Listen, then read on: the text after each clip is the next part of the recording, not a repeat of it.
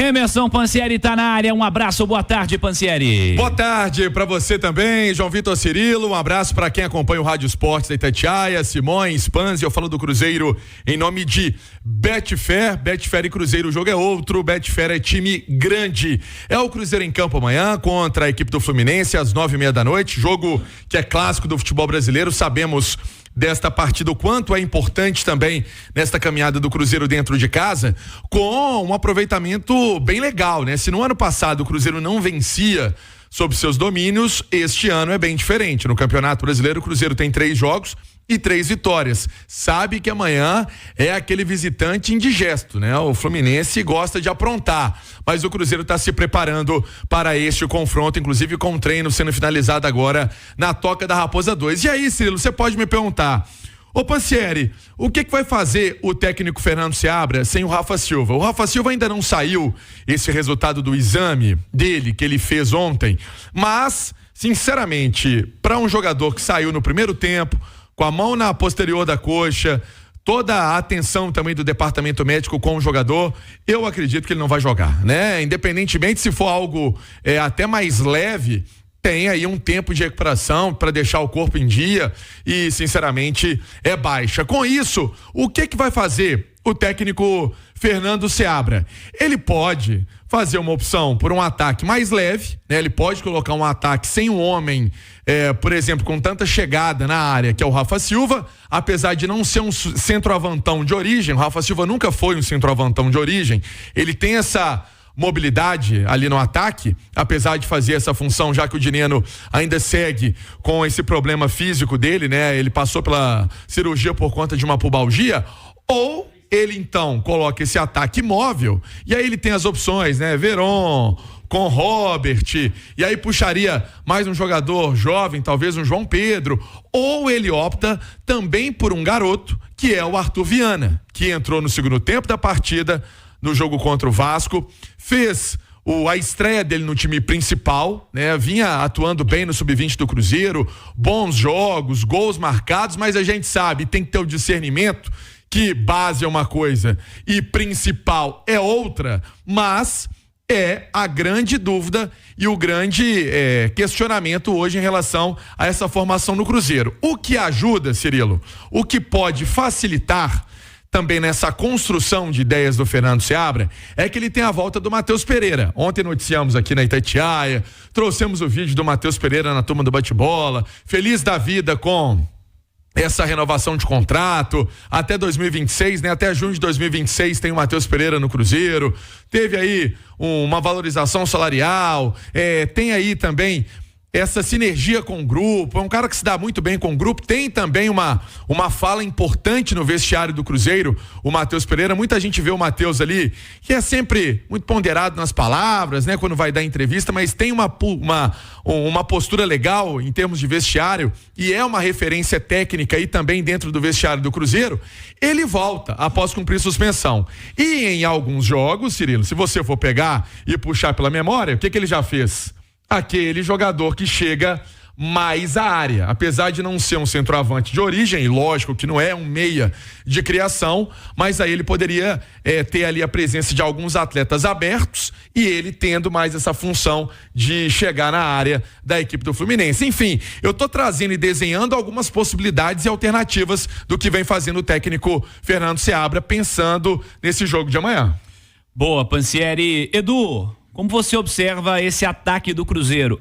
É uma preocupação até a abertura da janela e pensando especificamente nesse jogo do meio de semana? Não, sem dúvida, já era preocupação, tendo Arthur disponível, Barreal, Dineno, todo mundo bem, já era uma preocupação por conta da limitação técnica do ataque. Quando você fala da janela de transferência, o Cruzeiro falando em Dudu, Gabigol, trouxe o Caio Jorge, falam em nomes com maior potencial técnico, é claro que preocupa, liga o alerta, gera ansiedade até a abertura da janela.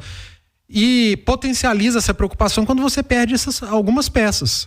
As melhores entre esses que eu citei. Você não tem o Dineno, você perdeu o Barreal, no último jogo você não tinha o seu principal jogador, o craque do time, o Matheus Pereira, o Rafael Papagaio já foi embora, o Rafa Silva sentiu uma lesão no final do primeiro tempo, é óbvio que vai preocupar. É um quebra-cabeça a ser montado pelo Seabra. E não tem muito pra onde correr não, Cirilo. Eu acredito numa repetição de equipe, mais uma vez com Verón e Robert, dando oportunidade ao Arthur Viana, que sinceramente, cara, entrou numa fria, não esperava talvez entrar nesse jogo, porque o Rafa é o titular da posição, vem sendo assim, e não comprometeu não, buscou jogo, não se omitiu, saiu para buscar a bola da área, caiu pelo lado do campo. Gostei do Arthur. Claro que é um recorte muito pequeno, eu insistiria, daria oportunidade para ele desde o início. E mais uma vez com Verón e Robert. Verón jogou bem? Não jogou bem de novo, mas eu discordo do Seabra.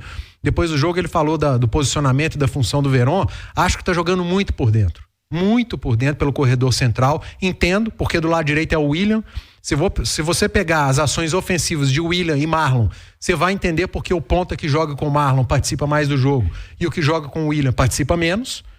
E acaba colocando ponta para trombar com o volante, com o zagueiro. Não é o ideal, mas se você olha para o banco de suas opções, você vai ter que contar com quem não é o ideal. Acho que vai repetir o time. Alexandre Simões, o que é melhor para esse ataque do Cruzeiro contra um Fluminense que vem mal na temporada, né, Simões? Se a gente for pegar, eu concordo com o Edu que o recorte é muito pequeno, mas se a gente for pegar o jogo contra o Vasco, por exemplo, o Arthur produziu muito mais do que o João Pedro. É incomparável. Se pegar só o recorte, a gente não acompanha treino, tem toda a vivência que o Seabra teve com esses garotos até na base. Todo ponta que jogar do lado do William vai produzir menos. Aí é por isso que eu acho que talvez o Vitinho fosse uma opção, e o Vitinho tem entrado muito bem nos jogos. O Vitinho possa vir a ser uma opção. O Fluminense tem um meio de campo muito forte, embora viva uma fase terrível, mas o Fluminense... o Vitinho no lugar do ponta? O Verón. Pra jogar por dentro. O Verón tá jogando no corredor central. Exato. Então jogar com 2 volantes... É que o Vitinho joga canhoto pela esquerda. Isso. Então você jogaria o Robert pra direita? Não, então aí ele tentar o Vitinho, ou então tentar o Vitinho pela direita pra perna trocada. Porque eu não sei se ele consegue fazer, mas o Seabra com certeza sabe. O Robert fazia essa função com o Larcamon, lembra? Isso. Corredor central. Isso. E foi muito criticado? Muito criticado. De repente testar o Vitinho. Eu acho que o Vitinho entrou bem contra o Cuiabá e entrou bem contra o Vasco. Tem mobilidade, tem habilidade, eu acho que tá pedindo chance. Sabe? Tá pedindo chance. Inclusive dos garotos que foram muito utilizados nesses últimos 2 jogos, verdade, cenários de minutos por causa de... mas eu acho que quem mais mostrou foi o Vitinho, somando Cuiabá e Vasco. Então pode ser uma alternativa para ele diante dessa situação, que eu não sei se ele vai utilizar, até porque são muitos garotos no time, mas de toda forma, como o Edu destacou a questão de o Verón entrar muito, e o Verón não sabe jogar pelo meio. O Verón é um ponta. O Robert não sabe jogar pelo meio. De repente, o João Pedro também não faz pelo meio, gente. O João Pedro ele não tem feito nenhuma nem outra, né? Nem pelo meio, nem pelo lado. Mas é porque não tem tido oportunidade de começar, né? Se entrar jogo é difícil mostrar mesmo. Eu acho o Robert mais jogador que o João Pedro. Eu também. Eu acho que o Robert vai entregar muito mais chance. Mas eu acho que o Robert vai jogar mais, vai entregar mais do que o João Pedro. E são meninos ainda, o Robert tem 18 anos, não é isso? Isso. Mas a mudança que eu faria seria colocar o Vitinho, tá? E montar um meio de campo com 4, e que era mais ou menos o que ele vinha fazendo, só que o Barreal jogando pro outro lado, né? E ele invertia. Não sei se o Robert vai conseguir jogar pelo lado direito, mas eu colocaria o Vitinho nesse time para jogar contra o Fluminense. Às vezes o torcedor fica chateado, você fica querendo defender jogador A, jogador B, treinador, mas porque essa nossa função é essa mesmo. Se tá vendo uma crítica pesada, a nossa obrigação é tentar entender o porquê, né? Se o problema tá no atleta, se o problema tá na função dele, no posicionamento dele no jogo. Eu acho que, no caso do Verón especificamente, é um pouquinho de cada coisa. Verón não tá bem, o posicionamento dele não é o ideal, e a função que ele tem sido colocado para fazer daquele lado direito também não é a mais propícia para um cara que é ponta e que gosta de ser ponta pela esquerda. Isso, e tá sendo pela direita e jogando mais centralizado. Aí eu chamo o torcedor para raciocinar. Vamos colocar o Robert fazendo o que o Verón tem feito pela direita. Ele já fez com o Larcamon algo próximo e não foi bem. Aí o João Pedro entra e também não acrescenta muito. Será que o problema tá no atleta ou será que tá naquele lado de campo que talvez não seja nem problema? Porque ali, você trazendo ponta pro centro, você vai ter o corredor pro William, que é o que ele sabe fazer de melhor. E se a gente trouxer pro Larcamon, que não dá pra gente poder, que é a mesma temporada, né? Talvez não com excelência, mas quem tenha exercido melhor essa função tenha sido o Matheus Vital. Que é da posição. E o Vitinho é da posição. E o Vital tá voltando. Isso que eu ia falar, tá voltando a estar disponível, né, Panceri? Exatamente, Vital. e Joseph foram as boas notícias do Cruzeiro ontem. E também faz essa função o Joseph, tá? E que tá evoluindo muito. Ouvi de gente lá do Cruzeiro o quanto que esse garoto ele vem amadurecendo na base para essa transição pro principal, em aspectos também não só de campo, mas de postura, de ser um cara que a molecada que vê mais maduro, né? Sabe, a molecada que tá lá, os crias olham pra ele, esse cara tá tendo oportunidade. Então, assim, é um cara que vem crescendo muito, é um jogador que vem crescendo muito, e não me espanto se pelo menos o Joseph já participar aí de um banco de reservas novamente, o Vital não sei se já para quarta-feira, né, se para amanhã já estaria, mas enfim, foram as boas notícias também dessa atividade na Toca da Raposa. Vamos ver a situação do Arthur Gomes, né? Vinha fazendo um trabalho à parte, foi assim no fim de semana, se condicionando. Vamos ver como é que tá a situação dele, porque do aspecto de lesão não tem mais. É muito mais melhorar o condicionamento para que possa ficar à disposição do técnico Fernando Seabra. Cirilo. Vale Interativo convidando você, torcedor, mais uma vez a participar conosco. @Itatiaia Esporte, @Itatiaia Oficial. Você que tá chegando, seja bem-vindo. Inscreva-se aqui nos canais da Itatiaia e mande a sua opinião. Já já Rádio Esportes debate e falaremos mais de Atlético e Palmeiras e a expulsão do Hulk, claro. Simões. Não, você sabe, se o Cruzeiro não vencer o Fluminense amanhã, vai completar 10 jogos sem vitória sobre o tricolor do Rio de Janeiro. A última foi em 25 de agosto de 2018 por 2-1 no Mineirão pelo Campeonato Brasileiro. Depois disso foram 5 vitórias do Fluminense, sendo 4 nos últimos 4 jogos e 4 empates, sendo que 2 empates foram pela Copa do Brasil de 2019 e o Cruzeiro seguiu na competição ganhando nos pênaltis, lembra? O Fábio brilhou intensamente, né?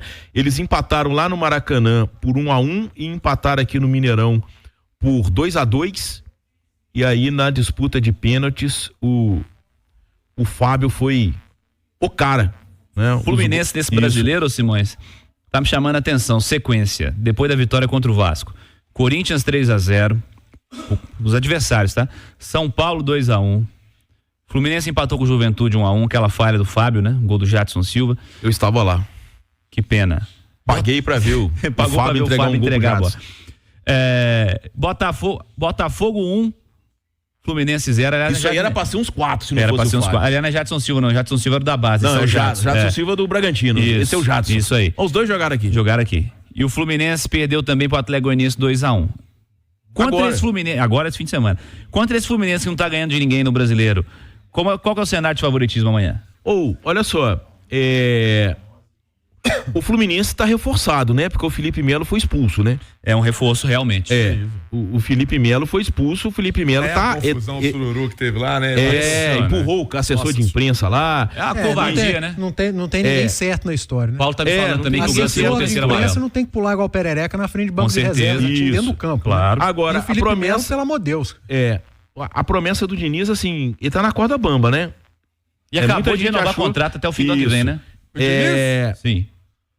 Pelo menos vai pra seleção, mas graças a Deus. Tá sendo colocado é que, e se isso for isso mesmo, é bom pro Cruzeiro, né? O Thiago Santos, vocês lembram? Volante do América aqui? Sim. Deve ser o substituto do Felipe Melo e o Renato Augusto do Ganso. Qual o problema o Fluminense tem com o Diniz tem com o zagueiro? Ele não gosta de zagueiro? Todo mundo tem que jogar nas áreas. Eu acho que ele valoriza mais a saída de bola do que a marcação. Nós estamos vendo o resultado, né, Simone?